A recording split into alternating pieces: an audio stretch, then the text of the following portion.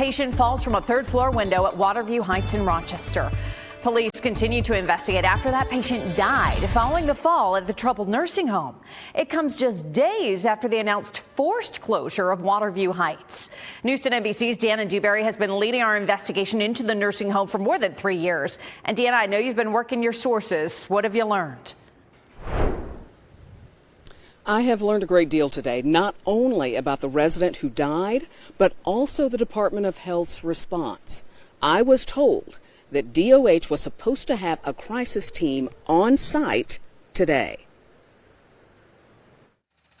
Workers with the medical examiner's office will determine the man's cause of death, but this much is clear.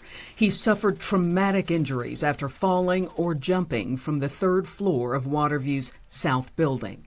This is the unit that houses residents with severe psychiatric or neurobehavioral illnesses. Multiple sources have confirmed the man, in his 60s, suffered from severe mental illness and had been agitated, pacing the floor and saying repeatedly that he did not want to move. The question is, how did he get out of the window? After all, state regulations are clear concerning psychiatric units. They read, "Operable windows shall be provided with devices which will prevent the possibility of accidental falls. The operable sash opening shall be limited to 6 inches."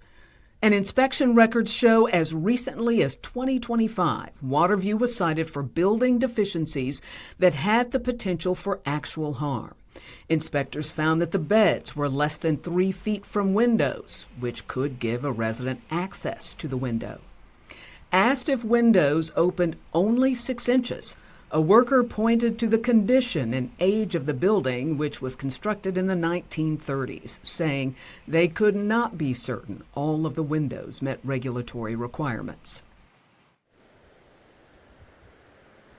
Now, you may remember last week we told you that the Department of Health asked Waterview to get them a closure plan by Friday. That didn't happen. Waterview asked for extra time.